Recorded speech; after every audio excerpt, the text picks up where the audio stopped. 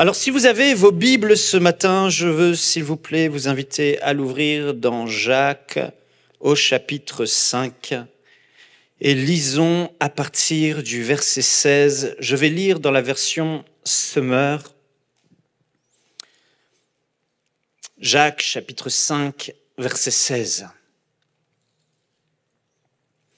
Confessez vos péchés les uns aux autres et priez les uns pour les autres, afin que vous soyez guéris. Quand un juste prie, sa prière a une grande efficacité. Élie était un homme tout à fait semblable à nous. Il pria avec insistance. Dis à ton voisin, avec insistance. Pour qu'il ne pleuve pas. Et pendant 3 ans et demi, il ne tomba pas de pluie sur le sol. Puis il pria de nouveau, et le ciel redonna la pluie, et la terre produit ses récoltes. Ici, l'apôtre Jacques dit que si on a besoin d'un miracle, en l'occurrence dans ce contexte ici, il parle de guérison. Et il dit, si vous avez besoin de guérison, qu'est-ce qu'il dit? Priez les uns pour les autres. Si tu as besoin que dans ta vie, il y ait un miracle, si tu as besoin d'une intervention surnaturelle, sache que tu n'es pas juste livré à toi-même et à tes propres efforts, mais tu as un Père céleste, un Dieu qui t'aime, qui est tout-puissant et qui se plaît de la Genèse à l'Apocalypse à nous montrer combien il aime agir et intervenir dans notre vie. Mais par contre, Jacques va dire, « Hey, vous avez besoin d'un miracle? Priez !»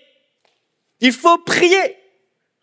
Prier. Prier, c'est demander à Dieu. Priez pour voir le ciel s'ouvrir et Dieu intervenir dans notre vie. Dieu veut nous secourir. Et il va donner ici une grande vérité. Il va dire pourquoi vous devez prier. Parce que, sachez-le, avec assurance, avec certitude, la prière du juste. Qui est juste ce matin? Tous ceux qui ont reçu Jésus-Christ comme Seigneur et Sauveur sont justes. Si tu es né de Dieu, si Jésus-Christ est ton Seigneur et ton Sauveur, tu es déclaré juste. Pas parce que tu es digne, mais parce que le sang de Jésus-Christ, son Fils, t'a purifié de tout péché. Parce que le Saint-Esprit est venu habiter dans ton cœur et t'a régénéré. Et tu es devenu enfant de Dieu. Tu es déclaré juste par le sang de Jésus et par le Saint-Esprit qui vit en toi. Alors, les prières du juste, la Bible nous donne cette assurance qu'elles sont d'une grande efficacité. Elles sont donc censées produire un résultat. Il n'est pas normal pour un juste de prier et de ne pas obtenir le résultat. Jacques met les fondements. C'est une certitude. Nos prières sont d'une grande efficacité. Pas une petite, mais une grande efficacité. Amen. Et puis, il va prendre l'exemple du prophète Élie. Il va dire que Élie était un homme tout à fait semblable à nous et il pria avec insistance pour qu'il ne pleuve pas pendant plus de 3 ans et demi. Puis, à nouveau, il pria pour qu'il pleuve. Quand il a prié pour que la pluie s'arrête, il y a eu 3 ans et demi sans pluie en Israël. À l'époque, le roi Akab, poussé par sa femme Jézabel, la méchante Jézabel, a poussé le roi et tout le peuple d'Israël dans la désobéissance et l'idolâtrie, notamment avec ce faux dieu appelé Baal. Et il y a eu tout un tas d'idoles en Israël, tout un tas de cultes aux faux dieux. Et la colère de Dieu s'est enflammée et un jugement est tombé sur Israël. Et Dieu a parlé à travers son prophète Élie pour dire, à compter de maintenant, sur ma parole, il ne pleuvra plus dans tout Israël pendant 3 ans et demi, jusqu'à ce que je parle à nouveau. Et alors, la pluie tombera. Et ici, on voit un grand miracle qui s'est produit. Le ciel va se fermer pendant 3 ans et demi. Combien d'entre vous, vous aimeriez prier et voir un tel miracle se produire? Pas celui-ci, mais ce genre de miracle. Et ici, Jacques va dire la prière d'un homme ordinaire. D'un homme dont la nature est semblable à nous, dont tu es comme lui, de la même nature que toi, tout à fait semblable à toi. Un homme a fléchi les genoux, a prié pour que la pluie cesse, que le ciel se ferme. Et pendant 3 ans et demi, le ciel s'est fermé. Puis, à nouveau, il a prié et le ciel s'est ouvert. Jacques nous donne cet exemple. Mais pourquoi l'exemple de Élie? Pourquoi pas Moïse? Pourquoi pas un autre? Parce que Élie est un exemple parfait de ce à quoi doit ressembler une prière efficace. La prière du juste. Et qu'est-ce qu'il dit? Il dit, on l'a vu au verset 17, il pria avec insistance. Bien-aimé, la prière efficace, c'est la prière qui est faite avec insistance. Mais dans notre ère aujourd'hui, micro-ondes, où on veut tout de suite, où on n'a plus l'habitude d'attendre et on a tout un tas de moyens à notre disposition pour essayer de produire le résultat par nous-mêmes, qu'est-ce qui se passe? On prie une fois, puis 2 fois, à la limite 3, puis on s'arrête. Mais c'est à cause exactement de ce genre de prières qui ne sont pas insistantes que l'Église, aujourd'hui, ne vit plus et ne marche plus dans les miracles dans lesquels elle doit marcher. Et ne serait-ce pas à cause de cet ingrédient essentiel de la prière qui n'échoue jamais que l'Église se retrouve aujourd'hui avec si peu de miracles? Si on priait, si l'insistance était la raison fondamentale qui ouvrait le ciel dans la prière. Frères et sœurs, la Bible dit que Élie, l'exemple qui a été pris, a été un homme qui a prié avec insistance. Jésus a souligné l'insistance dans la prière à maintes reprises. On va le voir ensemble aujourd'hui. Et c'est tellement important. Je peux vous assurer que si nous comprenons la révélation de l'importance d'amener une requête devant Dieu dans la prière et de ne pas lâcher, mais de continuer à demander avec insistance dans la prière, avec ferveur et persévérance dans la prière jusqu'à l'exaucement, je peux vous assurer que nous verrons beaucoup plus de résultats et que tu verrais beaucoup plus de résultats dans ta vie. Mais tu as prié 1 fois, 2 fois, t'es-tu arrêté? Ou as-tu continué à bombarder et à combattre dans la prière avec insistance? L'insistance, frères et sœurs, est redoutable. L'insistance, c'est ce qui fait au quotidien que je vais traiter des dossiers plutôt que d'autres. Je reçois beaucoup de WhatsApp, beaucoup de personnes qui m'écrivent « J'ai besoin de prière, je souffre de ceci, je souffre de cela, s'il vous plaît, aidez-moi » ou des questions au travail. Et il y en a tellement que mes mails s'empilent, mes WhatsApp s'empilent. Et celui qui, la plupart du temps, va m'écrire ou me demander quelque chose ne recevra pas de réponse tout de suite. Et il y en a, parfois, je prends énormément de temps à répondre. Mais il y a des personnes, elles sont tenaces, elles sont insistantes. Elles écrivent, 1 semaine après, elles te réécrivent, et elles te réécrivent, et la manière dont elles te réécrivent, elles prennent un certain chemin qui fait que ce n'est pas juste de la répétition, mais ça donne du poids à leur requête, et tu te retrouves, je peux pas la faire attendre, je vais intervenir tout de suite. Et dans nos vies, constamment, l'insistance fait la différence parce que l'insistance est efficace. Plusieurs dans la Bible n'auraient pas reçu leur miracle s'ils n'avaient pas été insistants dans leur requête et dans la prière. Nous voyons Bartimée. Bartimée se retrouve là, il est aveugle, mendiant. Et Bartimée va dire « Hé Jésus-Christ, fils de David, aie pitié de moi !» Et la foule le faisait taire, mais Bartimée, s'il s'était tu, n'aurait pas eu son miracle, Jésus serait passé. Mais voici que Bartimée savait une chose, c'est que Jésus pouvait le faire. Alors il a insisté dans sa requête et sa prière. Crions encore plus fort, nous dit la Bible. Jésus-Christ, fils de David, aie pitié de moi. Et alors qu'il criait, Jésus s'est arrêté. Et il lui a dit, ta foi t'a sauvé. Voyez-vous, pour Jésus, insister dans la prière, ce n'est pas manquer de foi. Insister dans la prière, on va le voir, c'est exactement avoir une foi de bulldog qui ne lâche pas et qui sait qu'il faut que justice soit faite. Il faut que le ciel s'ouvre. Alors, peut-être aujourd'hui, je le crois, que ce dont tu avais besoin pour raviver la flamme de la prière dans ta vie et devenir un homme et une femme de prière, c'est simplement réaliser, hey, je ne dois pas lâcher, mais continuer à insister jusqu'à ce que quelque chose se passe. Et j'ai une bonne nouvelle pour toi ce matin. Si tu es juste et que tu insistes dans la prière, quelque chose va se passer. Quoi que ce soit dont tu as besoin, Dieu va le faire. Il n'est pas un homme pour mentir, ni un fils d'homme pour se repentir. Cette femme grecque syrophénicienne qui avait besoin d'un miracle, mais son temps à Jésus n'était pas venu pour les non-juifs. C'était pour la suite, pour les apôtres. Mais voilà que elle est là et sa fille souffre d'un démon. Et puis elle entend que Jésus passe. Elle vient. Jésus, guéris ma fille. Et les disciples l'arrêtent. Elle ne peut pas passer, n'importune pas le maître. Le temps n'est pas venu pour vous. Et cette femme va insister dans sa requête. Il y en a qui demandent simplement, mais il y en a qui doivent passer au niveau supérieur dont a dit Jésus dans l'insistance, celui de chercher, et d'autres encore frapper. Et on va le voir ce matin. Parce que c'est tellement excitant l'insistance dans la prière. C'est tellement extraordinaire. Et cette femme va chercher le moyen en insistant d'obtenir ce dont elle a besoin pour sa fille. Et puis elle va arriver au contact de Jésus, elle va insister. Jésus va dire non. Mon temps n'est pas venu. On ne prend pas la nourriture des enfants pour la donner aux chiens. Mais nous, les chiens, elle argumente. Ah, on va venir, je suis en train de spoiler la suite.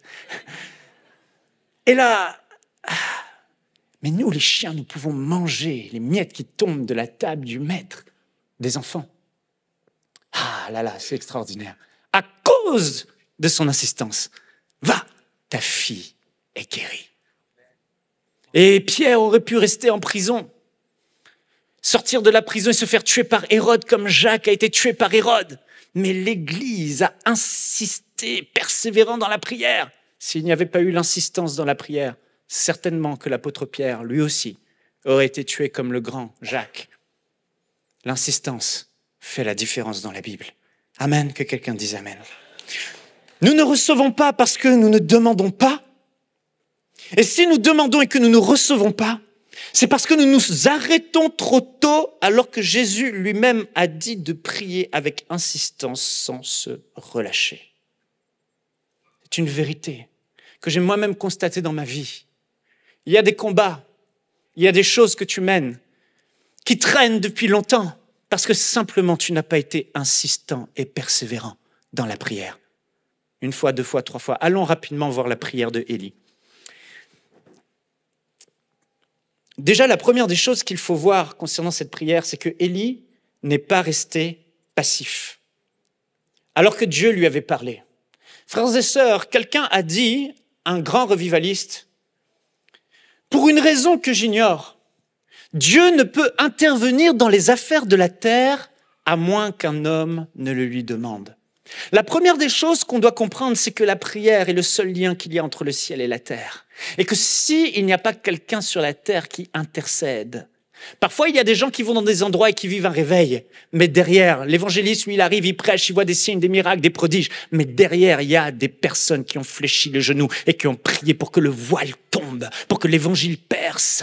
Et il est au bénéfice de l'insistance et de la persévérance de prière de quelqu'un.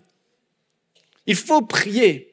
Ce n'est pas parce que c'est la volonté de Dieu qu'on annonce l'évangile que tout le monde va être sauvé. Non, il faut prier. Élie savait que Dieu avait dit à Akab que le ciel sera fermé sur ta parole. Mais malgré cette parole, Élie, conscient que ce n'est pas juste une chose de savoir la volonté de Dieu, elle ne va pas se faire tout seul. Il faut que quelqu'un prie sur la terre pour que cette chose arrive. Alors, c'est là que Jacques dit que Élie a prié avec insistance. On peut lire dans 1 Roi 18, 42, 45. Là, il priait avec insistance pour que, après les 3 ans et demi de sécheresse, il pleuve à nouveau. Il a dû se passer exactement la même chose quand il a prié pour qu'il cesse de pleuvoir. Alors, au verset 42, Akab monta pour manger et pour boire. Mais Élie monta au sommet du Carmel et se penchant contre terre, il mit son visage entre ses genoux et dit à son serviteur, monte, regarde du côté de la mer. C'était pour voir si vous suivez. Monte, regarde du côté de la mer. Le serviteur monta, il regarda et il dit, il n'y a rien. Élie dit 7 fois, retourne. À la 7e fois, il dit, voici un petit nuage qui s'élève de la mer et qui est comme la paume de la main d'un homme. Élie dit, monte et dit à Akab, attelle et descends, afin que la pluie ne t'arrête pas. En peu d'instants, le ciel s'obscurcit par les nuages, le vent s'établit, il y eut une forte pluie, Akab monta sur son char et partit pour Jizréel. Et c'est exactement ce passage-là que Jacques décrit, cette prière insistante. Qu'est-ce que Élie a fait? Il est monté sur le mont Carmel. Et il y avait encore un peu plus de hauteur et il s'est arrêté à un certain niveau du sommet, mais on pouvait encore monter plus haut. Et il va dire à son serviteur, écoute, je vais prier afin que la pluie revienne après ces 3 ans et demi. Élie se mit à genoux, la tête dans ses genoux, et il se mit à prier une fois. Et il envoie son serviteur, monte plus haut sur le sommet extrême pour voir si tu vois les nuages arriver et la pluie venir. Le serviteur monte, peut-être que ça a pris du temps, peut-être que c'était une trentaine de minutes pour monter jusqu'au sommet, les sentiers, etc., les roches escarpées. Il monte, il redescend. Élie, non, pas de pluie, toujours rien, le ciel est bleu, il fait toujours aussi chaud. Élie se remet à genoux, encore à genoux, à prier. Il prie à nouveau. Et il demande à Dieu avec insistance d'intervenir 2 fois. Repart et il remonte. Et non, Élie, toujours rien. Et 3e fois, il remonte, retourne. Et il y prie encore une 4e fois. Et une 5e, et une 6e. Remonte encore. Et il regarde, non, toujours rien. Et Élie ne s'arrête pas. Et il prie encore. Seigneur, tu as dit, tu as promis. Alors je prie que le ciel s'ouvre, que les nuages viennent et qu'il pleuve à nouveau. Et à la 7e fois, le serviteur monte. Et un petit nuage de la taille d'une pomme d'humain apparaît. Et il dit, c'est bon. Le ciel a entendu, le ciel a répondu. Ma prière a été exaucée. C'est bon, va dire à Akab. Frères et sœurs, c'est exactement ça. Il a prié jusqu'à 7 fois.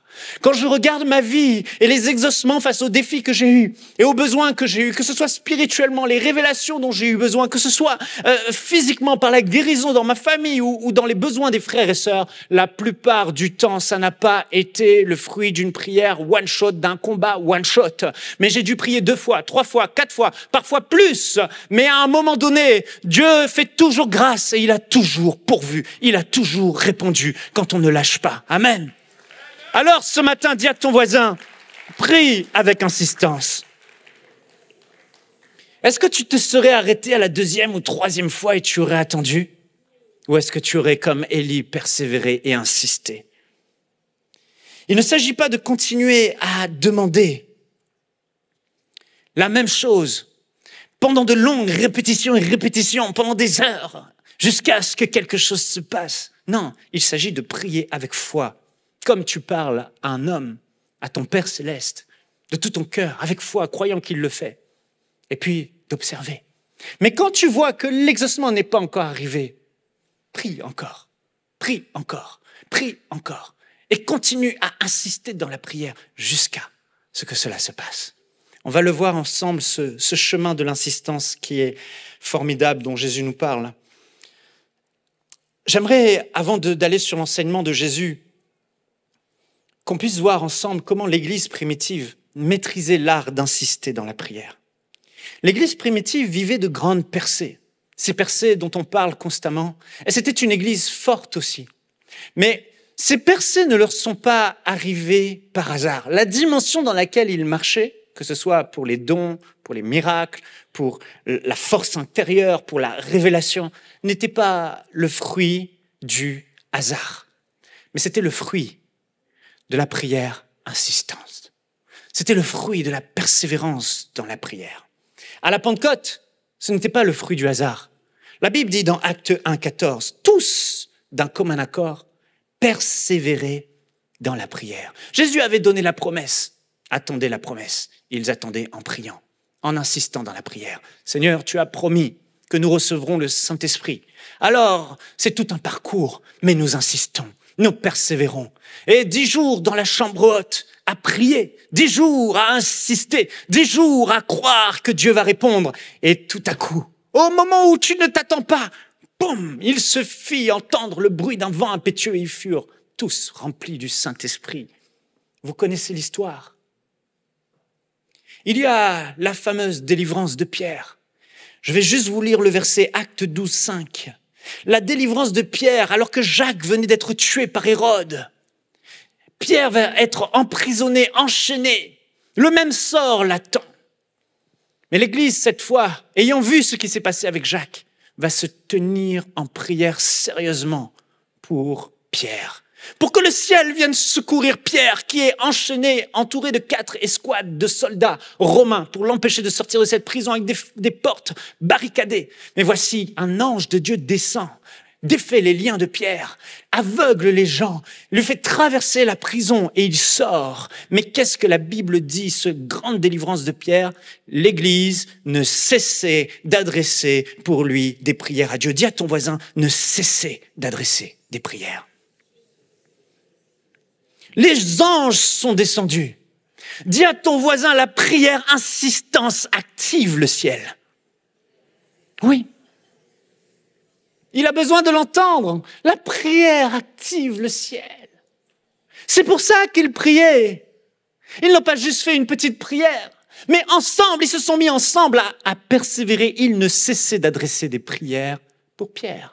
Jour après jour, soir après soir, et le ciel a répondu.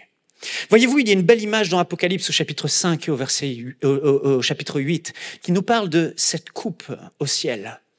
Ces coupes d'or qui sont remplies de parfums, les coupes sont remplies. Donc à un moment donné, la coupe, le niveau monte jusqu'à être remplie. Et ces coupes remplies étaient présentées devant le trône de Dieu, devant son autel, qui sont les prières des saints. Et lorsque les coupes étaient remplies, l'ange remplissait un encensoir de feu, et le feu était envoyé sur la terre. C'est une belle image qui montre que parfois, tu pries une fois, la coupe se remplit un peu, 2 fois, 3 fois, et tu remplis. Mais quand la coupe est pleine, bam! Les anges viennent, l'activité angélique s'active. C'est comme ça que des personnes ont prié pour le réveil pendant 2 ans. Et après 2 ans, la coupe est pleine et toute une région est chamboulée. Mon frère, ma sœur, ne te décourage jamais d'insister dans la prière. La prière du juste est d'une grande efficacité. Il priait, l'Église primitive, pour que les croyants aient la connaissance de Dieu et la force spirituelle.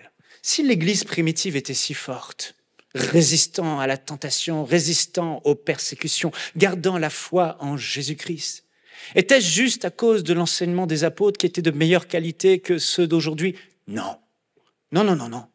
Mais ils avaient quelque chose. Frère Bouchard m'a dit une chose. Il m'a dit, je lui ai demandé un jour, j'ai dit, mais frère Bouchard, il y a eu un réveil au Québec. Puissant réveil. La plupart des malades étaient guéris, les gens étaient baptisés du Saint-Esprit, les âmes se tournaient vers Jésus. Quelle différence y a-t-il entre l'Église d'aujourd'hui et l'Église de ton époque?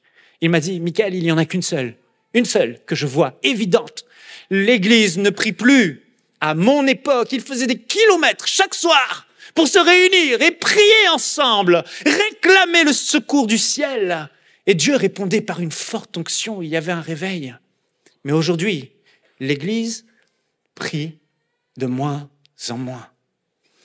Colossiens chapitre 1, verset 9, l'apôtre Paul dit « C'est pour cela que nous aussi, depuis le jour où nous avons été informés, nous ne cessons de prier Dieu pour vous. Nous ne cessons de prier Dieu pour vous et de demander que vous soyez remplis de la connaissance de sa volonté en toute sagesse et intelligence spirituelle. » Il priait que Dieu, par le Saint-Esprit, donne au peuple, aux croyants de l'époque. Constamment, il faisait ses prières. Il ne se lassait de faire les mêmes prières dans la même direction, afin qu'il soit rempli de la connaissance de la volonté de Dieu, en toute sagesse et intelligence spirituelle. L'expression « ne cesser de prier » se retrouve dans tous les épîtres de Paul. Je n'ai pas le temps de tous les lire, mais vous pouvez faire l'exercice. Thessaloniciens, Colossiens, Timothée, partout. Même à Timothée, il dit « Je ne cesse de prier pour toi nuit et jour. Je fais mention continuellement de toi dans mes prières. » Paul savait une chose, c'est que l'œuvre de Dieu ne pourrait se faire à moins qu'il insiste dans la prière et qu'il bombarde et combatte sur un même sujet dans la prière. Il priait que Christ, dans Éphésiens, que l'Esprit de Dieu illumine les yeux des cœurs. Il dit, je ne cesse de prier que vos yeux spirituels s'ouvrent Je ne cesse de prier que vous soyez fortifiés dans votre être intérieur. Je ne cesse de prier que Christ se forme en vous. Je ne cesse de prier que vous soyez enracinés dans l'amour et que vous ayez la révélation de la profondeur, de la connaissance de l'amour, la dimension de l'amour de Dieu dans toute sa plénitude, la hauteur, la largeur, la hauteur, la profondeur, la longueur. Il ne cessait de prier pour cela. Alors, frères et sœurs, si l'Église primitive était forte, c'est parce qu'ils priaient et insistaient dans la prière.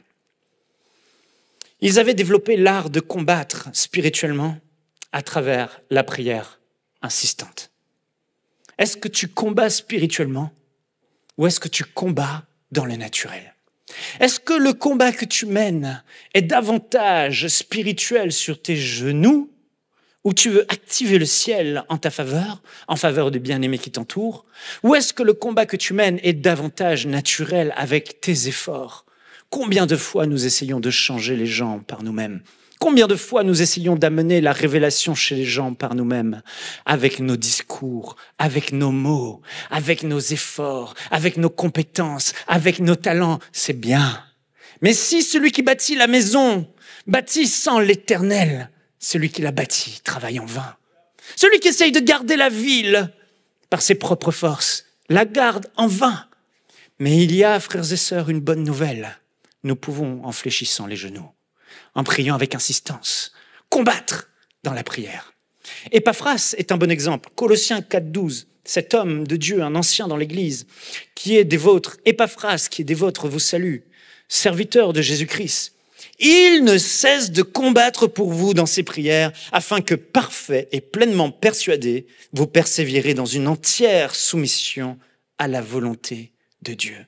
Écoutez bien, il ne cesse de combattre pour vous. Comment? Par ses prières. Voilà un homme qui avait compris l'importance de la prière. Voilà un homme qui avait compris l'efficacité de la prière. Mon frère, ma sœur, est-ce que tu n'as pas trop lutté avec un combat naturel, essayant de toutes tes forces de produire un résultat, alors qu'à un moment donné, si tu insistes et persévères dans la prière en te mettant à genoux et invoquant comme Paul, comme les chrétiens de l'époque, le Dieu qui répond aux prières, tu aurais déjà obtenu le miracle dont tu as besoin. Tu aurais déjà vu la percée dont tu as besoin. Alléluia. Il est temps, frères et sœurs, que nous apprenions à valoriser la prière, à croire à nouveau et à combattre davantage à genoux que par nos propres efforts humains. Que quelqu'un puisse dire Amen. Alléluia. C'est tellement important. L'enseignement de Jésus sur l'insistance dans la prière est extraordinaire. On peut ouvrir nos Bibles dans Luc au chapitre 18, versets 1 à 8.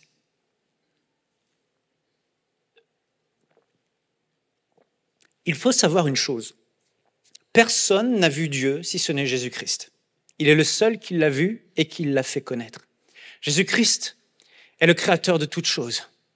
Il est le commencement, il est la fin, il est l'alpha, il est l'oméga. Il n'a pas été créé, il est lui-même le Fils de Dieu, vivant de toute éternité aux côtés de son Père et opérant par la puissance du Saint-Esprit et avec la personne du Saint-Esprit.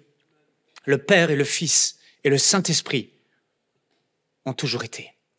Et Jésus-Christ est venu sur terre pour révéler qui est le Père, mais aussi nous parler des mystères du royaume de Dieu. Et l'un des plus grands mystères, or le mystère de la rédemption à l'œuvre de la croix, est aussi le mystère de la prière que l'homme essaye de comprendre en balbutiant, en tâtonnant. Mais voilà que Jésus, lui, connaît la prière. Il sait comment la prière opère. Et Jésus va parler ici dans Luc au chapitre 18, versets 1 à 8, de cette parabole qu'il va donner la veuve et le juge inique. On va en tirer 5 vérités pour nous montrer ce parcours dans l'insistance de la prière, pour que dans nos vies, nous puissions devenir ce type de personnes qui prient sans se relâcher. Alors lisons ensemble. Jésus leur adressa une parabole pour montrer qu'il faut toujours prier et ne point se relâcher. Il dit, il y avait dans une ville un juge qui ne craignait point Dieu et qui n'avait d'égard pour personne. Il y avait aussi dans cette ville une veuve qui venait lui dire « Fais-moi justice de ma partie adverse ». Pendant longtemps, il refusa.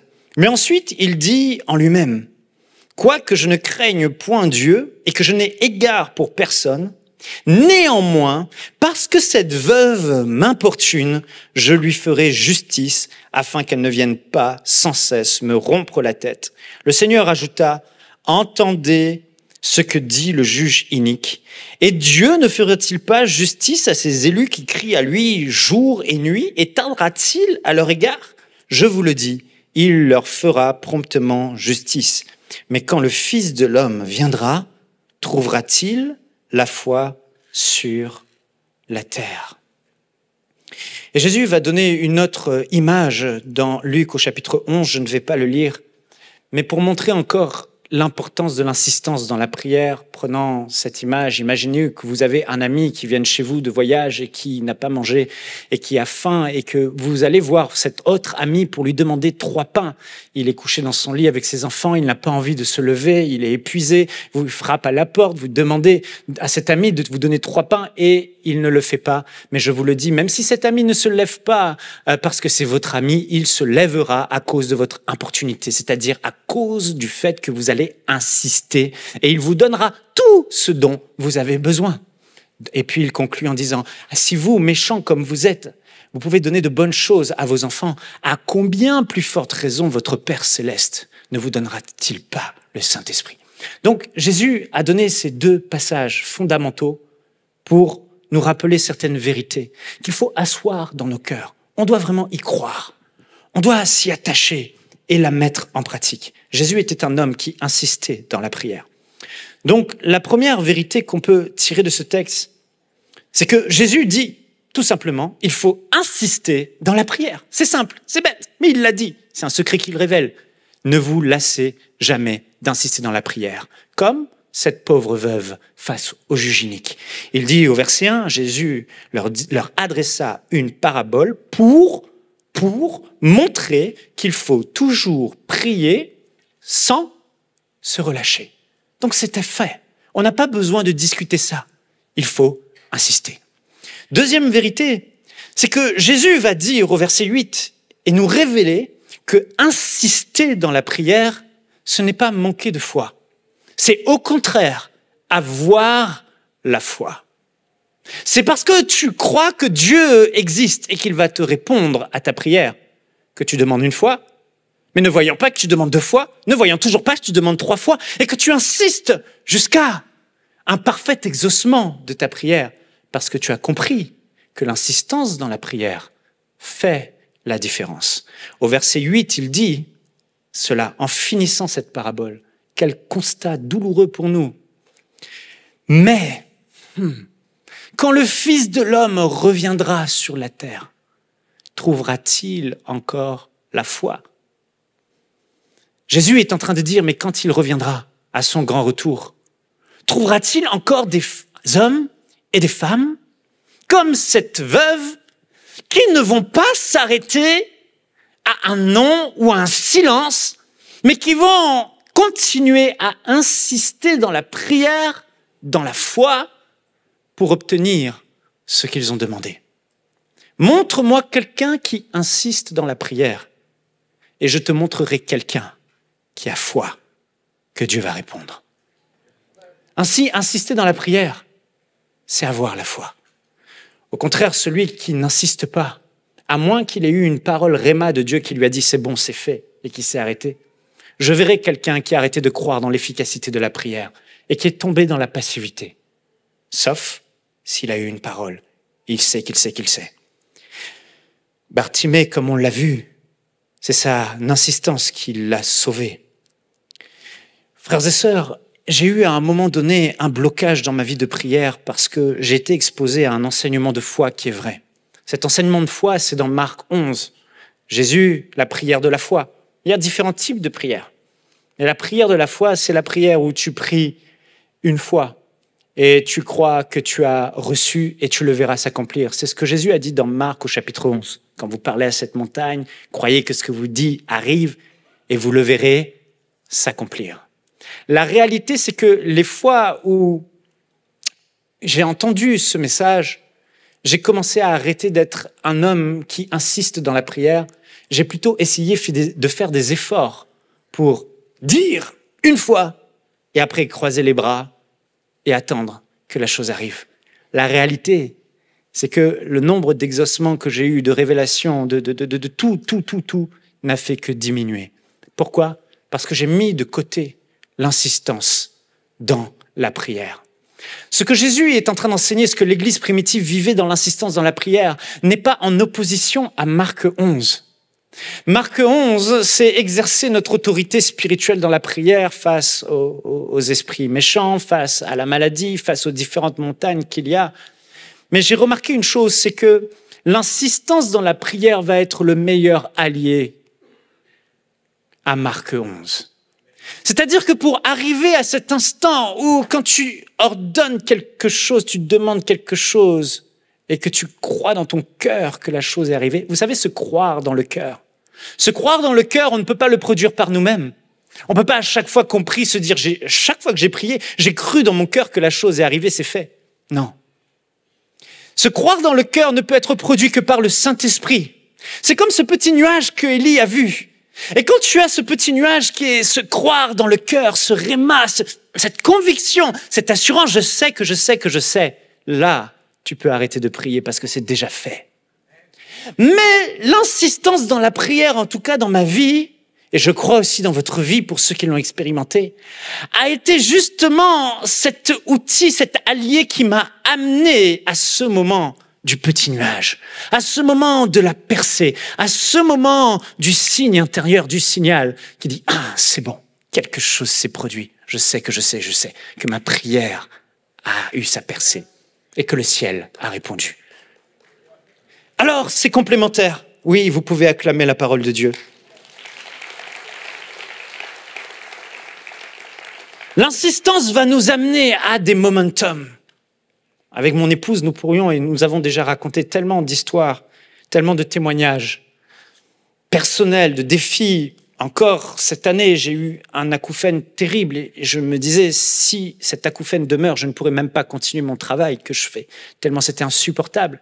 Les après-midi, je n'arrivais plus à travailler. Ça a duré 3 mois, 4 mois, mais je ne cessais de dire, je vais insister et persévérer dans la prière jusqu'à ce momentum. Et force d'insistance devant le Seigneur, il y a eu le momentum. Bon, l'acouphène a complètement disparu du jour au lendemain. Et je rends gloire à Dieu, parce que ma destinée aurait été volée. Mais Dieu a suscité dans notre cœur cet enseignement de Jésus à toujours persévérer sans se relâcher. Troisième vérité, c'est que Jésus nous dit que l'insistance, c'est efficace. Il va dire dans Luc, au chapitre 18, toujours versets 4 à 5, « Pendant longtemps, le juge inique refusa, mais ensuite il dit en lui-même, « Quoique je ne craigne point Dieu et que je n'ai d'égard pour personne, néanmoins, parce que cette veuve m'importune, je lui ferai justice, afin qu'elle ne vienne pas sans cesse me rompre la tête, me taper sur le système, me fatiguer. Fais-moi justice, donne-moi cela, fais-moi justice. Non, enlevez cette femme, fais-moi justice. Elle n'arrête pas de harceler le juge à un moment donné. Ok, elle me fatigue, je vais lui donner ce dont elle a besoin. Je ne suis pas en train de dire que nous fatiguons Dieu par nos requêtes. Nous ne le fatiguons pas parce qu'il prend plaisir à nous répondre. Mais Jésus va marquer ici un contraste évident. Juge inique, juge méchant, père méchant dans l'autre passage dont je vous ai parlé. Homme mauvais comme vous êtes, si vous cédez face à l'insistance.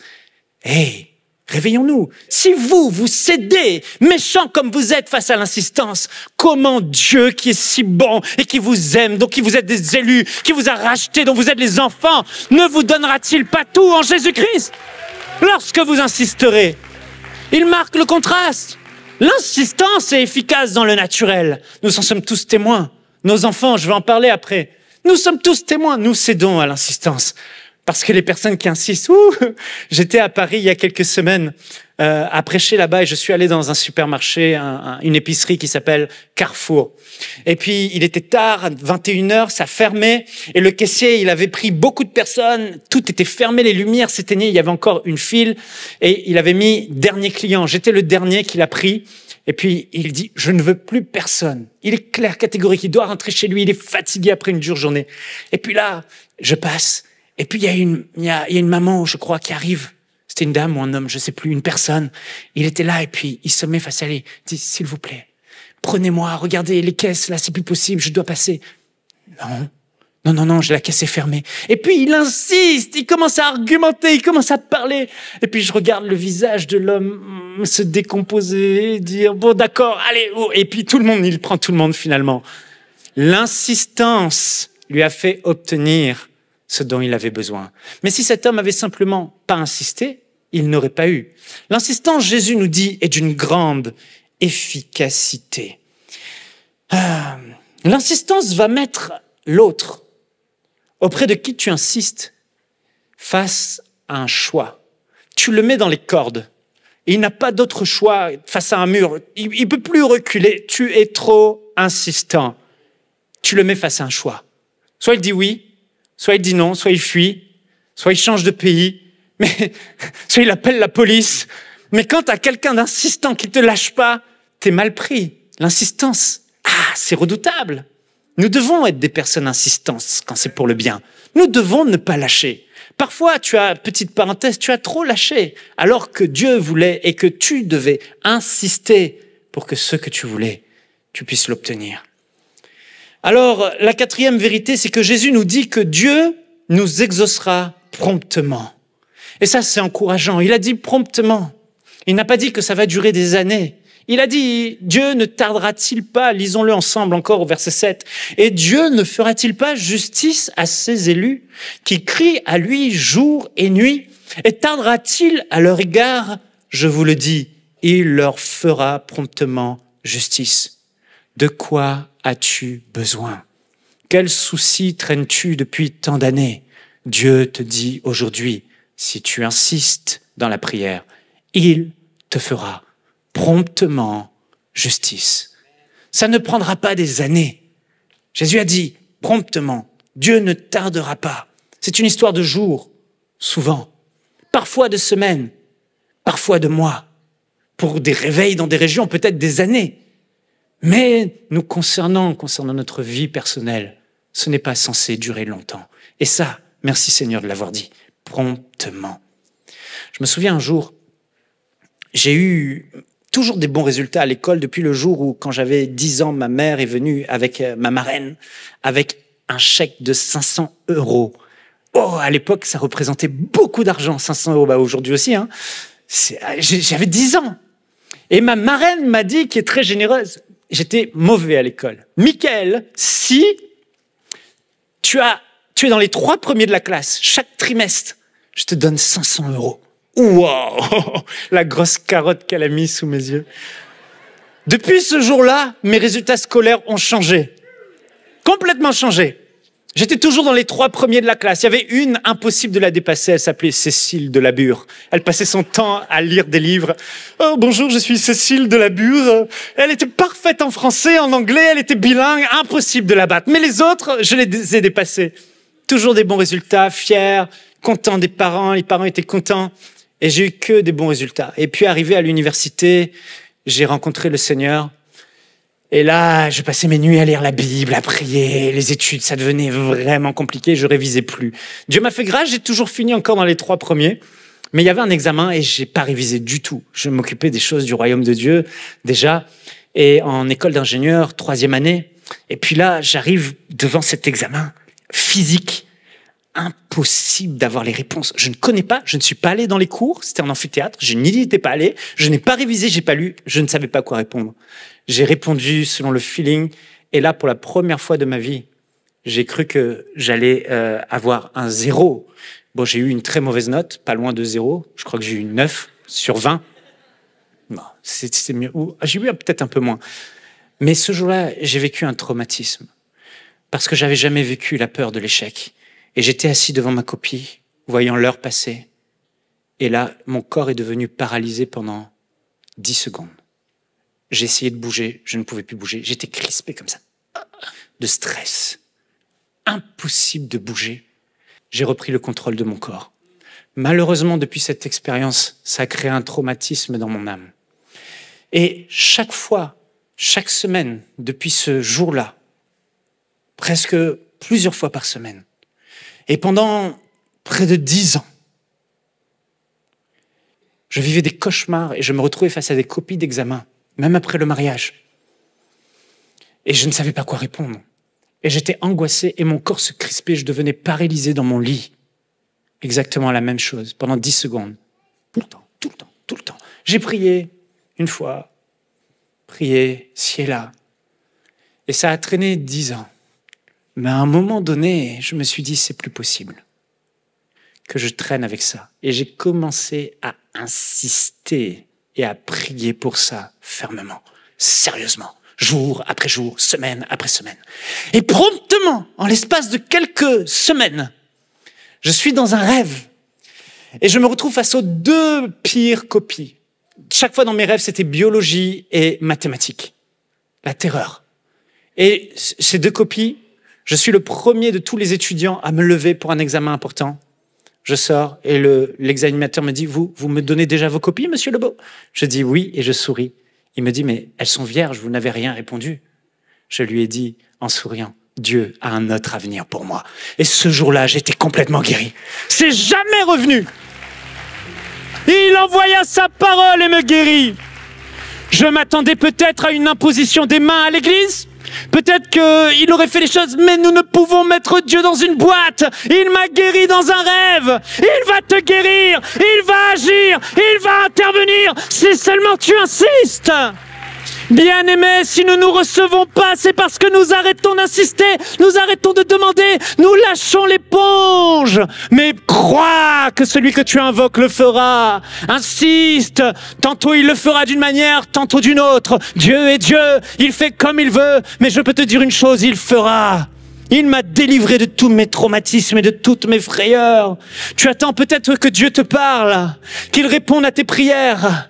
Et Daniel a prié pendant 21 jours pour recevoir la destinée d'une nation promptement. Il n'a pas attendu des années, mais dès l'instant où il a eu à cœur de s'humilier et à insister dans la prière, Dieu a envoyé son ange promptement. 21 jours pour une nation, c'est promptement. Promptement. Dieu fera promptement, mais ne te relâche pas. Sois sérieux avec cette histoire. Sois sérieux avec ce problème. Sois sérieux avec le salut dont tu as besoin d'un membre de ta famille. Je vous ai raconté, j'ai des amis dans le ministère, un ami entre autres. Chaque vendredi, il jeûnait et priait pendant de longues heures pour le salut de chacun des membres de sa famille. Il était le seul sauvé. La mère s'est convertie promptement. Le père s'est converti promptement. Les frères et sœurs, un après l'autre, se sont convertis promptement. Pourquoi? Parce qu'il y avait quelqu'un qui fléchissait le genou devant le Père, insistant dans la prière et ne cessant de faire mention à Dieu dans ses prières pour que les yeux s'ouvrent et que les écailles tombent des yeux. Il nous est impossible d'amener par nous-mêmes une âme à Christ. Mais s'il y a ici un homme, une femme qui décide sérieusement d'insister dans la prière, Dieu va intervenir promptement. Alléluia pour le salut de ta famille. Et le dernier point qui est la 5e vérité de ce passage, c'est Jésus dit qu'il faut demander, chercher et frapper. Ici, Jésus fait l'exposé de la dimension parfaite de ce qu'est l'insistance. Est-ce que vous êtes toujours avec moi? Ça va? Je finis par ce point. C'est mon point le plus important. Donc, c'est dans le passage de Luc au chapitre 11, cet ami qu'on va importuner et à qui on va demander 3 pains. Donne-moi 3 pains. Jésus va dire dans cette forme de parabole qu'il nous dit d'imaginer, il va dire dans Luc 11, 9, 10, « Et moi je vous dis, demandez et l'on vous donnera. Cherchez et vous trouverez. Frappez et l'on vous ouvrira. Car celui qui demande En effet, tous ceux qui demandent reçoivent, et celui qui cherche trouve, et l'on ouvrira à celui qui frappe. Ici, Jésus nous montre l'exposé de la plénitude de ce qu'est l'insistance. 3 niveaux. Demander, un niveau supérieur, chercher, un 3e niveau, frapper.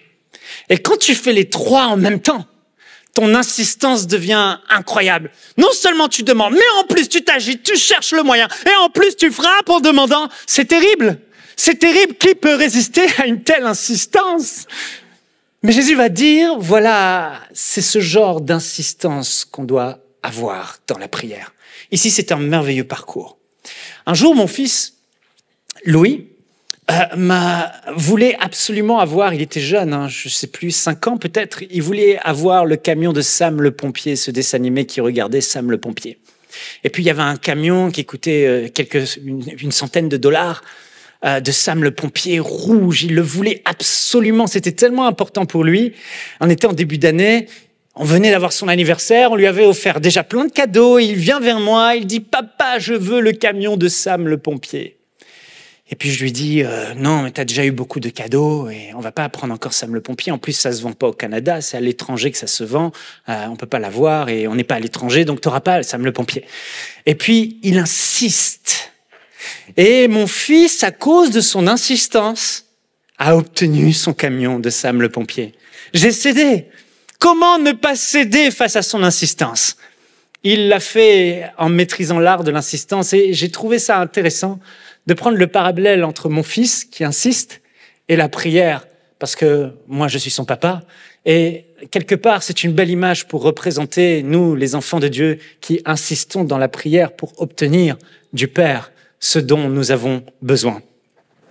Alors le premier niveau, c'est demander. Mon fils a commencé par me demander et me demander et me demander. Bartimée, il est resté à ce niveau-là. Demander. Jésus-Christ, fils de David, aie pitié de moi. Il est resté à ce niveau, il n'a fait que demander. Et parfois, souvent, demander suffit. Mais très souvent, demander ne suffit pas. Il faut insister davantage. Et passer à une autre dimension de la prière d'insistance, qui est celle de chercher. Il faut chercher. Et là, chercher, c'est... Une fois que tu as demandé, tu vas commencer à chercher, à obtenir une réponse. Mon fils a commencé à me donner des arguments. Et dans la dimension de chercher dans la prière, tu vas pas simplement demander, mais tu vas commencer à argumenter avec Dieu. C'est-à-dire que tu vas commencer à donner du poids à ta requête en rajoutant à ta prière, comme Jésus le faisait dans la prière sacerdotale. Père, je prie qu'il soit un afin que, dans Jean 17, il ne fait que dire à chaque requête que Jésus fait, lisez cette prière, il dit afin que, dans le but que, comme si le Père ne savait pas pourquoi il fallait répondre à la prière de Jésus. Jésus dit, je prie qu'ils soient un, afin que nous soyons un avec eux comme toi et moi nous sommes un. Je prie qu'ils voient ma gloire, afin que, dans le but que, Jésus ne fait que donner des raisons au Père. Et ça m'avait toujours interpellé. Peut-être à des moments tu as demandé, mais maintenant il faut passer à la dimension du chercher. Ok. Et tu vas commencer à argumenter. Et là mon fils, il arrive, il commence à arriver. Et son insistance devient de plus en plus pesante parce qu'il commence à dire, papa, il commence à donner des raisons. Tu si j'ai ce camion de Sam le pompier, je vais pouvoir ne plus m'ennuyer parce que tu vois, les journées sont longues et je m'ennuie. Je vais pouvoir jouer avec mes amis, inviter mes amis et on va vraiment beaucoup s'amuser. Ah, une raison qui est pas mal. Et tu commences à donner des raisons à ta prière.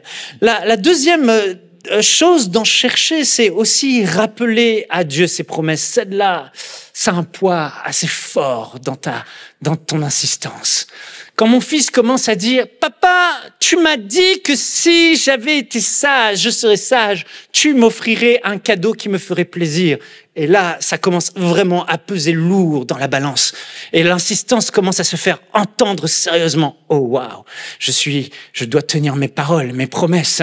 Et Dieu n'est pas un homme pour mentir, ni un fils d'homme pour se repentir. Mon frère, ma sœur, tu as besoin d'entendre ce matin quelque chose pour donner du poids à tes prières. Quand tu pries, rappelle à Dieu Rappelle à Dieu, parle à Dieu comme tu parles à un homme, argumente avec lui sérieusement et dis-lui, rappelle-lui ses promesses. Dis-lui ce qu'il a promis à ton égard. Ça, c'est insister. Seigneur, tu as dit dans ta parole que par les meurtrissures de Jésus, j'ai été guéri.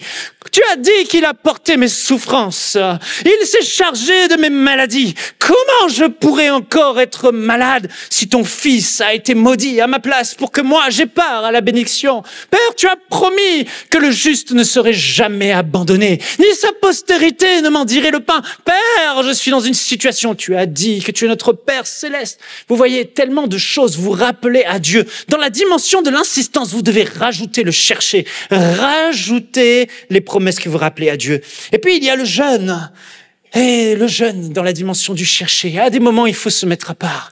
Et sérieusement, jeûner. Jeûner pour entrer dans une dimension plus profonde. Jeûner pour avoir encore plus de poids dans notre requête, dans notre demande à Dieu. Il y a un moment donné, j'avais besoin de savoir qu'est-ce que Dieu voulait pour un grand move dans ma vie. Et puis là, je priais, je demandais à Dieu quelle est ta volonté par rapport à quelque chose que je devais faire. J'ai pas le temps d'en parler. Ça aurait été intéressant, mais une autre fois. Mais là, ça m'a pris 3 jours. 3 jours de jeûne et de prière. Tous les soirs, le midi, le matin, je priais, demandant à Dieu de m'éclairer, faisant toutes sortes de choses, parlant en langue. Et au 3e jour, j'ai eu le songe de ma vie. Clair, limpide comme l'eau de roche, aucune ambiguïté. Le Seigneur a tranché et il m'a donné sa volonté. Il m'a parlé d'une manière exceptionnelle, des choses que je ne connaissais pas, et j'ai pu avoir la réponse de Dieu. Dans la dimension du chercher, tu dois rajouter le jeûne. Mais insiste, insiste. Et puis, il y a demander de l'aide au Saint-Esprit. Ça, on en a parlé la semaine dernière, mais ô combien c'est important dans l'insistance. Tu es là, tu pries, tu sais plus comment demander, tu sais plus comment chercher. Mais gloire à Jésus, il a dit, je ne vous laisserai pas orphelins. Je vous donnerai le Saint-Esprit. Il vous conduira dans toute la vérité. Il vous rappellera les choses, ce que je vous ai enseigné. Il vous montrera les choses qui sont cachées, les choses à venir. Et cette dimension-là, mon fils, il l'a utilisé ce jour-là. Je me souviens, il est allé vers sa maman. Et il a dit à sa maman, « Maman, j'ai demandé à papa le camion de Sam, le pompier, et papa, il veut pas, papa, il répond pas. » Et puis, à ce moment-là, quand ma femme, sa maman commence à embarquer dans l'équation, là, je peux vous dire, ça devient sérieux. Et elle commence à lui donner des conseils avisés. Tu sais, Louis, papa, il va voyager là en Europe, il va prêcher, il prend l'avion, et dans ce magasin-là, dis-lui, il pourra l'acheter. J'allais à l'île de la Réunion, et Louis est arrivé, mais papa, tu pars à l'île de la Réunion, et tu pourrais acheter ça. Voilà. Et vous voyez, c'est quand vous allez dans la prière et vous ne comptez pas sur vous-même, mais vous demandez au Saint-Esprit de vous aider. Lui qui connaît la pensée du Père vous conseillera dans la prière et avec le parler en langue. Dans la dimension du chercher, vous êtes dans d'excellentes actions de grâce. Puis, il y a le 3e niveau, la dimension du frapper. Et là, l'insistance, elle devient redoutable. Si ça n'a pas marché avec chercher, ça n'a pas marché avec demander, et que vous demandez, vous cherchez, là, il faut vraiment embarquer dans le frapper. Et je vous dis, c'est impossible que ça ne puisse pas marcher. Le Seigneur est fidèle. Dans la dimension du frapper, mon fils vient, il commence à se coller à toi, il te fait des compliments, il a une bonne attitude, il ne se plaint pas. Et puis il commence même à te dire, tu sais papa, t'es vraiment le meilleur des papas. Et il te dit, papa, même si tu ne me donnes pas ce que je veux, tu resteras le meilleur des papas. Là, ton cœur, il fond. C'est la dimension de la louange et de l'adoration. Celle de Paul et Silas, frappés dans la prison, emprisonnés. Leur destinée est noire, mais voilà qu'au milieu de la nuit, ils se lèvent et commencent à chanter des louanges à Dieu. Le corps qui a été fouetté, le corps qui a été flagellé. Oh Dieu, tu es grand. Oh Dieu, nous t'aimons. Oh Dieu, nous t'adorons. Alors qu'ils sont en train de louer et d'adorer, les fondements de la prison sont ébranlés. Toutes les portes s'ouvrent. Alléluia. Mon frère, ma sœur, quelle dimension puissante dans l'insistance, celle de la louange et de l'adoration. Alléluia. Et puis, il y a aussi ce chemin-là d'en frapper. c'est que quand l'Esprit lui-même intercède pour toi par des soupirs inexprimables. Oh, Louis allait demander à sa maman le conseil. Mais quand il va vers sa maman et qu'il demande à sa maman de venir directement me demander à moi d'acheter le camion de Sam le pompier, là, c'est fini. Là, il a déjà gagné. Et puis, c'est ce que ma femme vient et puis elle me dit, il serait bien que tu achètes le camion de Sam le pompier. Ok, c'est bon chérie, il aura son camion. Voyez-vous, quand le Saint-Esprit embarque et quand dans la prière, tu arrives à te quitter cette dimension de la prière par l'intelligence, et que tu arrives à rentrer dans les profondeurs et l'Esprit de Dieu vient et te saisit. C'est comme les vagues de l'Esprit pour ceux qui l'ont déjà vécu. Tu te retrouves parfois même avec l'impression d'être en train d'accoucher et des ondes, comme David le dit, qui passent sur toi et des gémissements qui sortent de toi et des cris et des larmes. Ce n'est plus toi qui prie, c'est l'Esprit qui soupire, qui prie à ta place, qu'il dit par un langage non intelligible, qui ne sont même pas forcément des mots, mais qui deviennent des gémissements dans l'Esprit, qui lui intercède en ta faveur. Et quelque chose de glorieux se produit toujours après ces moments-là. Romains 8, 26. En effet, nous ne savons pas ce qu'il convient de demander dans nos prières, mais l'Esprit lui-même intercède pour nous par des soupirs que les mots ne peuvent exprimer. Frapper, c'est aussi rentrer dans cette dimension prophétique sous l'inspiration de l'Esprit. Ézéchiel 37. Dieu va dire à son prophète, « Fils de l'homme, vois cette vallée d'ossements desséchés et prophétise sur ces eaux desséchées et ordonne à ces eaux de reprendre vie, à la chair de venir, aux nerfs de s'installer. » Voyez-vous, quand vous allez loin dans la prière et que vous insistez dans la prière, vos yeux spirituels commencent à s'ouvrir parce que vous allez plus profondément dans votre insistance.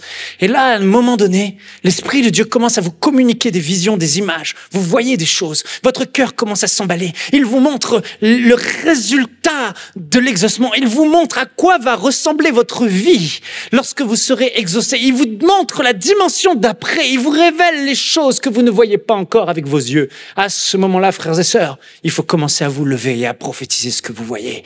Je déclare au nom de Jésus que mon mari sera sauvé. Je déclare au nom de Jésus que mon couple sera béni, et mon couple vivra cela, et mon couple verra cela. Et vous commencez à déclarer ce que vous vivez, ce que vous voyez par l'Esprit. C'est la dimension du frappé. Et puis il dit à Ézéchiel, dit à l'Esprit, souffle, Esprit des 4 vents. Et vous commencez à appeler les choses de l'Esprit. Et je finis là. Le dernier point de la dimension de frapper, c'est quand tu t'accordes à plusieurs. Combien cela a été méprisé, négligé plutôt, par nous.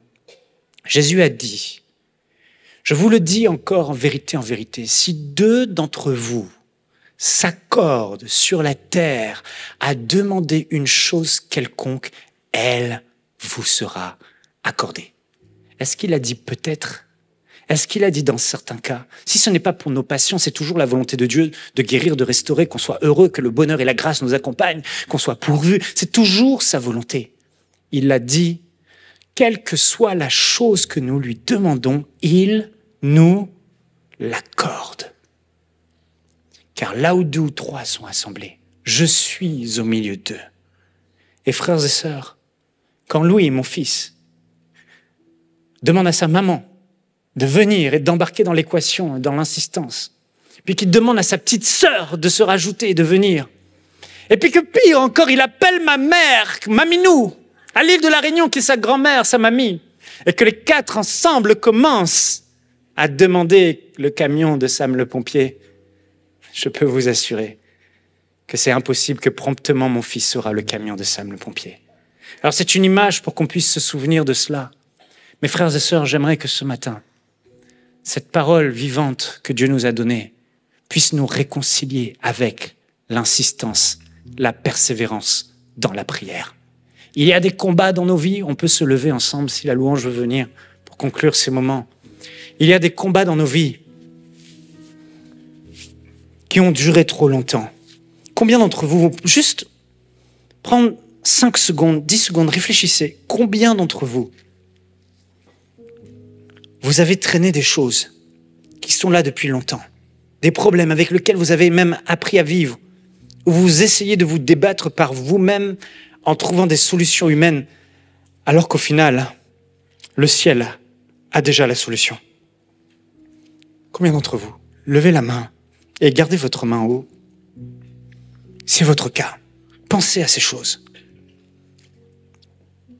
Dieu est capable de transformer cette situation, que ce soit le salut d'une personne, que ce soit une délivrance, que ce soit une guérison, que ce soit un besoin matériel, financier, que ce soit votre être intérieur qui a besoin d'être fortifié, que ce soit votre vie qui a juste besoin que le bonheur et la grâce vous accompagnent, que ce soit un traumatisme dont vous avez besoin d'être guéri, que ce soit des choses qui vous limitent. Dieu est capable de le faire, Dieu veut le faire, mais il a besoin de notre collaboration. Jacques a dit, priez les uns pour les autres.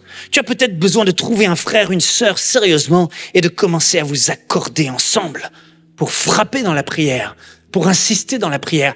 Tu as besoin de rentrer dans la dimension de l'insistance, de demander, chercher, frapper. Mais ô combien tu dois mener ce combat et combattre dans la prière, non seulement pour toi, mais pour tes bien-aimés, pour tes enfants, pour ton conjoint, pour tes amis, pour ton église, pour ta famille, pour ceux qui t'entourent. Oh, combien ceux qui vont fléchir le genou dans ces derniers temps et vers qui le Seigneur trouvera la foi. Oh, combien ils lui seront agréables. Ceux qui restaurent le lieu de l'intimité, ceux qui continuent à oser croire et oser challenger le Dieu vivant et 3 fois saint, le Dieu dont le bras n'est pas trop court, le Dieu qui est au ciel et qui existe encore aujourd'hui. Père céleste, je prie au nom de Jésus que tu redonnes gloire à ton Église, que tu redonnes toute la dignité à tes enfants par la prière insistante. Je prie, Seigneur, que l'autel de la prière, le lieu secret, oh Seigneur, qu'on puisse se tenir davantage à genoux pour prier pour les problèmes. On passe notre temps à parler aux voisins, on passe notre temps à critiquer, à dire ce qui ne va pas, à argumenter, à essayer de combattre en suant, transpirant, alors que tu es là à nos côtés, Père. Je prie au nom de Jésus, je prie au nom de Jésus pour nos cœurs, que la prière s'installe, que la ferveur s'installe, que l'insistance s'installe. Je prie qu'il y ait un shift dans ta vie de prière. Je prie que tu réalises que maintenant, tu dois insister aujourd'hui, demain, après-demain, la semaine d'après, et que promptement ton Dieu va t'exaucer. Promptement il le fera, car Père, tu n'es pas un homme pour mentir, ni un fils d'homme pour te repentir. Ce que tu as promis, tu l'accompliras. Levons nos mains, frères et sœurs, prions. Prions pour nos cœurs, prions pour notre vie de prière. Déclare maintenant là où tu es, rapidement, 2 minutes. Déclare maintenant, oh Seigneur, Seigneur, dis-lui avec tes propres mots, je restaure ma vie de prière. Rachata, je deviens un intercesseur. Rekorobo shanta yarabasoto. Prends cet engagement nouveau. Tu n'échoueras pas. Si tu persistes, tu n'échoueras pas. Saint-Esprit, s'il te plaît, viens mettre ton sceau. Viens mettre ton sceau. Viens mettre ton sceau. Il y a quelqu'un, tu n'étais plus à genoux. Mais voilà, l'Esprit te met de nouveau à genoux pour prier. Rokara sotorobo. Reka sotorobo shanta. Rekaraba soto. La foi de quelqu'un est en train d'être réparée. Rekarababa. Tu as perdu un être cher. Ta foi a vacillé parce que tu avais prié. Et ce jour-là, tu as perdu une bataille. Aujourd'hui, il t'est difficile, mais le Seigneur te dit, ma fille, reviens à l'autel de la prière, car j'ai besoin de toi. Resakata yaraba, irakasa, je t'ai établi comme une sentinelle pour intercéder pour mon royaume. Ma fille, reviens à l'autel de la prière. Resakaramato rebeshandarabaya, rekaraba. Père, je prie au nom de Jésus que toute la dimension du demander, du chercher, du frapper soit notre partage. Au nom de Jésus. Oh, alléluia. Est-ce qu'on peut acclamer le Seigneur? Seigneur, nous t'acclamons. Tu es fidèle à ta parole. Merci de nous avoir enseigné. Ishatayaraba. Merci de nous avoir montré l'exemple, Jésus. Nous prenons aujourd'hui encore un engagement renouvelé à persévérer et insister dans la prière au nom de Jésus. Alléluia. Que le Seigneur vous bénisse, frères et sœurs. Dans les Saintes Écritures, Dieu déclare que le Messie viendrait pour être le sauveur du monde. La vie de Jésus prouve qu'il est bien celui dont les prophètes avaient parlé. Ésaïe a prophétisé que la Vierge deviendrait enceinte et qu'elle enfanterait un fils. Des siècles plus tard, la naissance de Jésus accomplissait cette prophétie.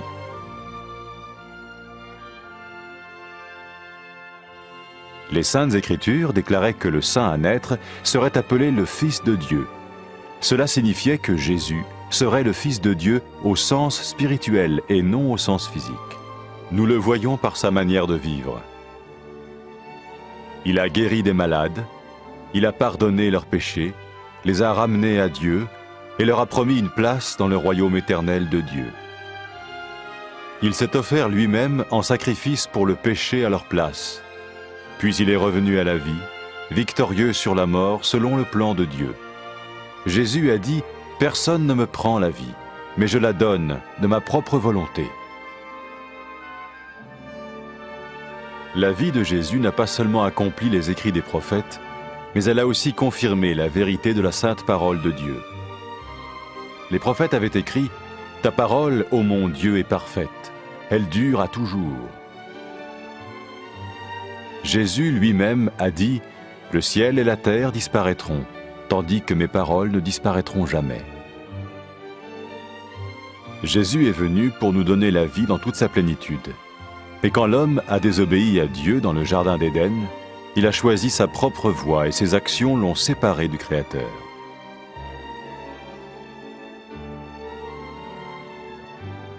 Les Saintes Écritures déclarent que tous sont péchés et que le salaire que paye le péché, c'est la mort.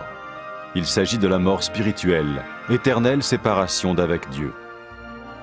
Mais tout comme Dieu a donné un bélier pour qu'il meure à la place du fils d'Abraham, ainsi il a envoyé Jésus, le Messie, mourir à notre place. Sa vie, sa mort et sa résurrection restaurent la relation entre Dieu et tous ceux qui mettent leur confiance en lui. Maintenant, non seulement Jésus pardonne les péchés de ceux qui le suivent, mais il les sauve aussi du jugement éternel de Dieu. Ils sont sûrs d'aller au paradis et de vivre avec lui pour toujours. C'est cette vie et cette liberté de la culpabilité et du pouvoir du péché que Jésus offre à chacun aujourd'hui. Cela ne veut pas dire suivre une religion, mais choisir d'avoir foi en Jésus qui dit « Je me tiens à la porte et je frappe. Si quelqu'un entend ma voix et ouvre la porte, j'entrerai chez lui. » Cela veut dire se tourner vers Dieu et croire que Jésus vient dans nos vies pardonner nos péchés et nous rendre tels qu'il veut que nous soyons. Il ne suffit pas d'approuver intellectuellement ce qu'il dit, ni de vivre une expérience émotionnelle. Nous le recevons par grâce, au moyen de la foi, par un acte de notre volonté. Lorsque quelqu'un est prêt à suivre Jésus le Messie, il peut lui parler par une simple prière. Vous sentez un soutien, vous sentez que votre vie n'est pas une vie normale. Vous sentez que vous êtes porté. C'est gratuit. Il ne vous demande rien. Il vous demande juste d'ouvrir votre cœur et d'oser croire en lui. Osez croire. On ne demande ni d'argent. On vous demande pas une souffrance particulière. On vous dit faites confiance et croyez. Essayez. Vous n'avez rien à perdre. Essayez. J'ai essayé. Ça fait plus de 20 ans que je suis dedans. Et je ne repartirai pour rien au monde. Aucun milliard au monde ne me fera changer d'avis et me séparer de lui. Impossible. Donc, osez Jésus avant qu'il soit trop tard. Osez. Ne le faites pas demain. Faites-le maintenant. Et quand la fin de votre vie arrivera, parce qu'elle arrivera pour tout le monde, pour moi et pour les personnes qui me regardent, ou même pour les personnes qui sont derrière cette caméra, au moins vous serez sûr que vous partez avec celui qui vous a donné une nouvelle vie. Cette vie peut commencer maintenant, dès que vous l'acceptez, et cette vie continuera après que la mort soit venue. La mort n'est qu'un passage pour une autre vie beaucoup plus belle. Mais Vous avez la possibilité d'oser cette nouvelle vie maintenant, tout de suite. Faites-le maintenant, tout de suite. N'attendez pas demain ni après-demain. Faites-le maintenant, tout de suite. Prenez 1 minute et faites-le. Je vous en prie, vous ne serez pas déçus.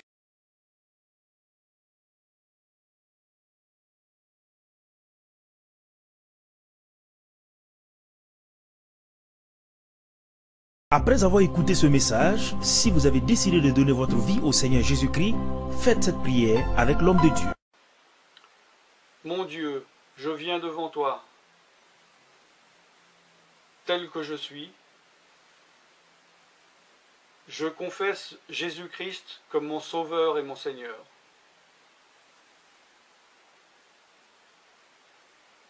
Je crois qu'il est mort sur la croix pour mes péchés, qu'il a porté ma condamnation. Il a porté mes péchés et mes maladies. Que Jésus-Christ est le roi des rois et le Seigneur des seigneurs. Qu'il est le Fils de Dieu. Qu'il est maintenant ressuscité et assis à la droite du Père. Et il prie maintenant pour moi. Je me suis détourné de mes péchés et je veux obéir à ta parole.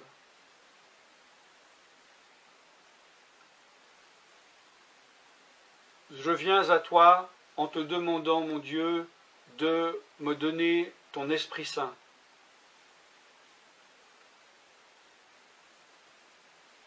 Remplis-moi de ton esprit,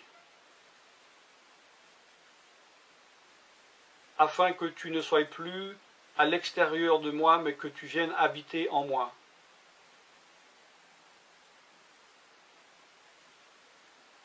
Et que je devienne ton temple. Esprit de Dieu, viens habiter en moi. Purifie-moi, lave-moi, sanctifie-moi, rends-moi pur, transforme-moi à l'image de Dieu. Je te remercie car je crois que tu m'as donné ton esprit, car tu ne mens pas. Et tu as dit dans ta parole que tu donnes à celui qui te demande. Je fais cette prière au nom de Jésus-Christ. Amen.